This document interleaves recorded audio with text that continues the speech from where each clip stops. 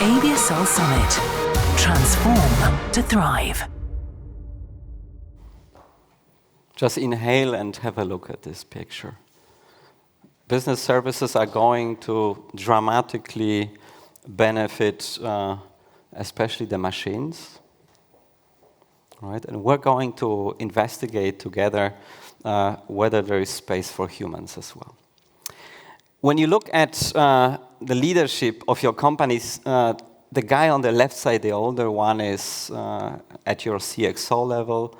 Who comes from GBS organization, shared services? Raise your hand, please.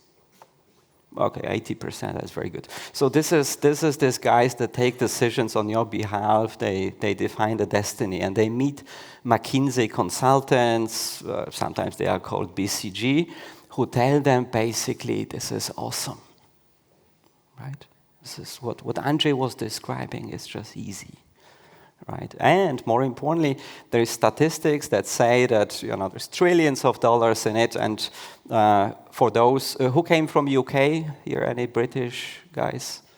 So the size of here, Henry, the size of UK economy is at 3.1 trillion. They are declining because they are not GDP driven, but okay, right? So we are talking about big money, and it's fascinating to your leaders to learn that, the opportunity is just behind the corner. Okay, let's look further. Forbes says customer interaction will change. So for all those of you that think, buying of a car or whatever you're delivering will be the same in 10 years, probably you're wrong. Okay, but I have a specific message for you, right? Stanford University and MIT did a study that says basically that you should be 35% more productive.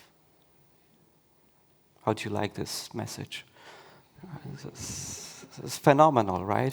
And this excited guy, so I put him in a color. He was black and white in the previous slide, but now he comes to you and says, hey, you know what? I'm a generous guy. MIT tells me it is 35%, but I trust you. I think if we reach 30, it's absolutely okay. Right? And more importantly, he says, I need rapid use cases, right? I need instant value. Don't tell me that you will do a one-off and then, it vanishes because the CFO is behind my back and my job will not exist if we fail here, right? So, take it. And the lady sits there. Who is in the leadership position here? Who recognizes themselves? Okay, 1, 2, 3, quite a few. Okay, good luck. No extra budget, lack of skill sets, right? There's lots of discussions on how to train the magic. Should employees learn how to prompt? Andrzej told you some tricks. And IT will be supporting you all the time, right? So we have one of our customers in Krakow, when he saw how easy it is to deploy our platform, he said, it may be easy, but our IT will block at least for a year. Okay? So enjoy. So just concluding, you're stuck in an AI swamp. Right? Inhale again. Feel the joy of it, right? You're sitting in your decent offices now, right? I'm not sure you will be there in 10 years. So I would like to take a survey and ask you what emotions come to your mind when you're thinking about Gen AI. And for those of you who are not familiar with Menti, you just scan it or enter menti.com and then the address whatever way you want.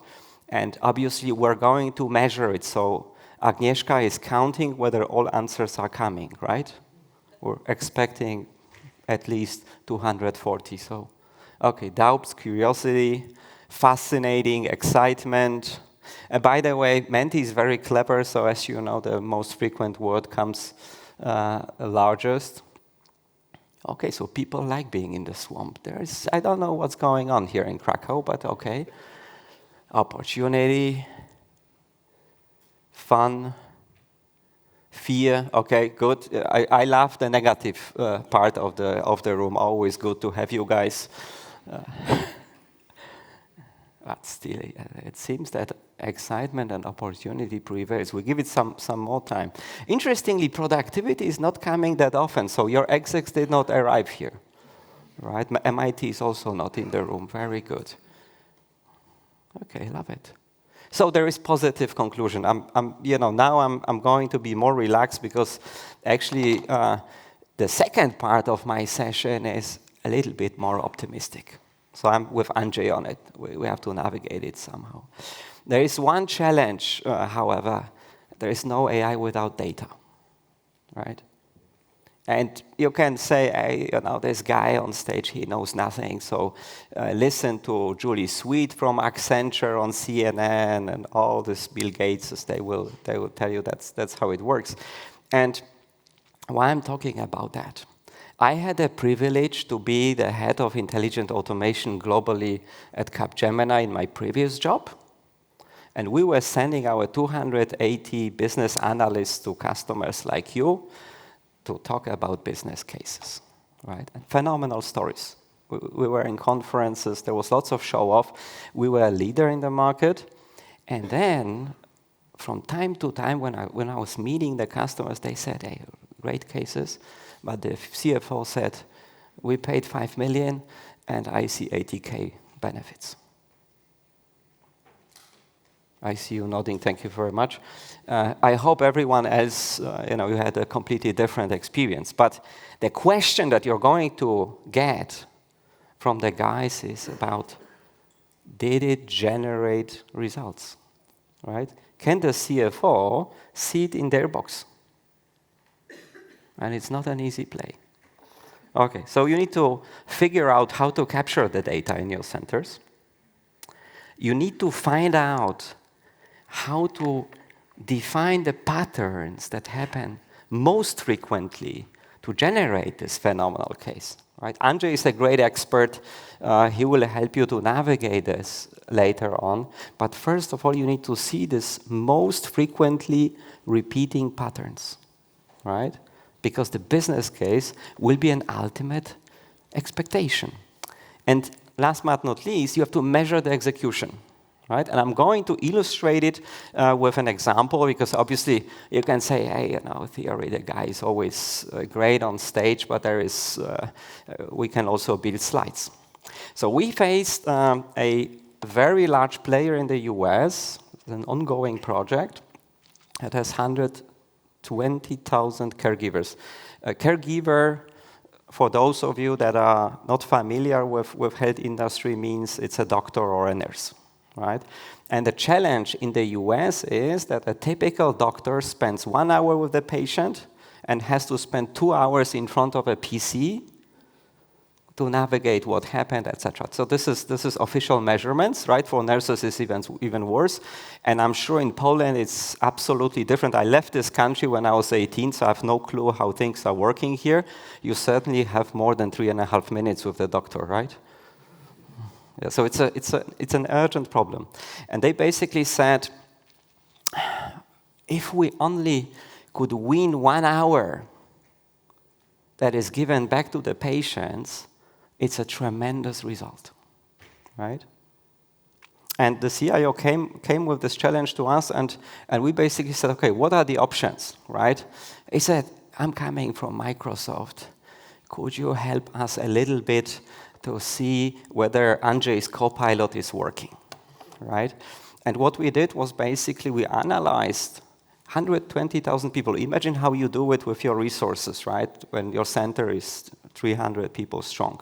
Yeah? There's massive complexity even with one person to figure out whether they deserve a Copilot license if you want to create a tangible business case, right? So you have to figure out what's the level of the usage. When you talk about 365 Copilot, it means they have to spend sufficient amount of time in the applications and only in the certain applications, because as we know, Copilot primarily does a good job answering 80% of the email, right?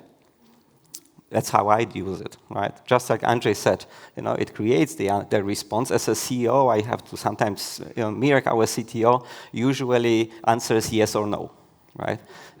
I have to write at least 3 paragraphs. And for me, for the first time since I have Copilot, I'm able to answer all my emails in a day, right? Because it gives me 80%, and then I remove the bullshit, right? Recommended slots that are not existing or already blocked, but that does the job already, right? And that's how they approach it.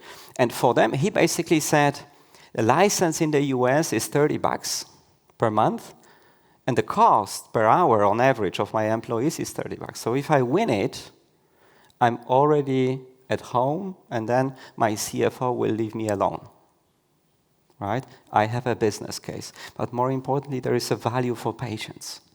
This is absolutely more critical. Now, you would say, okay, they got a Copilot. There is another problem. Once you have identified the platform, you have the case, you know which people should get it, because not everybody in this room deserves a Copilot license, by the way, right? Maybe you're like Mirek, you're just answering yes or no. Right? Then there's no point. You have to measure then the adoption. Are people using this Copilot? Right? I have 2 co-founders. One answers yes or no. The other says, it's such a bullshit, I can't work with it, right? Because he would like to have the perfect answer. And I'm very happy because I'm the only one who deserves the license, right? I don't have to pay for the other 2. Yeah? And when you look at it at scale, it matters. So you have to measure the adoption. Right? And again, the question is, how do I figure out that, I don't know, my 300 employees in the shared service center are really using it? And then some of you would say, that's a pretty decent story, makes sense, but it's not over. You want to measure whether there is an impact, and whether you're paying invoices, closing the month, etc. You have to correlate it with the amount of outcomes that are generated. Magda was talking about outcomes in her transformation in one of the earlier sessions, right? It's not only about the efficiency, right?